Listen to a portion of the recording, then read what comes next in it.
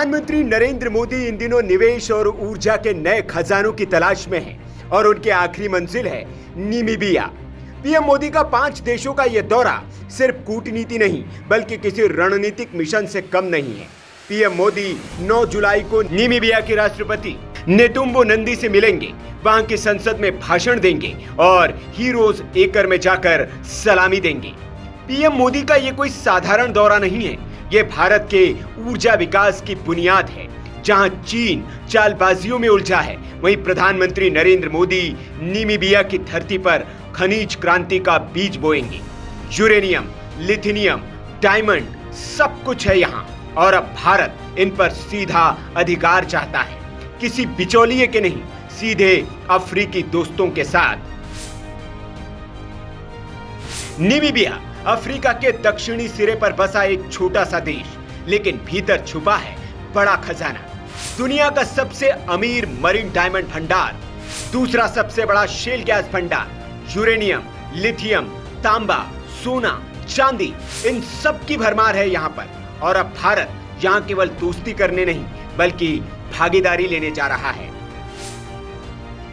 PM Modi इस दौरे में नामीबिया के राष्ट्रपति नेतुम्बो से मिलेंगे, संसद को संबोधित करेंगे और वीर शहीदों को श्रद्धांजलि देंगे। लेकिन असली मकसद है भारत की ऊर्जा सुरक्षा, इलेक्ट्रिक गाड़ियों के लिए लिथियम, परमाणु ऊर्जा के लिए यूरेनियम और डायमंड इंडस्ट्री के लिए सीधे खदान का कनेक्शन। पीएम मोदी की रणनीति साफ है, खाड़ी देशों और चीन पर निर्भरता घटाओ, सीधे स्रोत देश से समझौता करो। अब समय आ गया है भारत का खनिज आत्मनिर्भर बनने का। 2024 में ही मोदी सरकार की खनिज विदेश इंडिया लिमिटेड ने अर्जेंटीना के 5 लिथियम ब्लॉक हासिल किए थे। अब बारी है नामीबिया की। कोल इंडिया लिमिटेड और MEIL जैसी सरकारी कंपनियां यहां डायमंड, यूरेनियम और शेल गैस के खनन में निवेश कर रही है। इससे भारत को मिलेगा सीधे कच्चा माल, रोजगार और मेक इन इंडिया को दमदार ईंधन।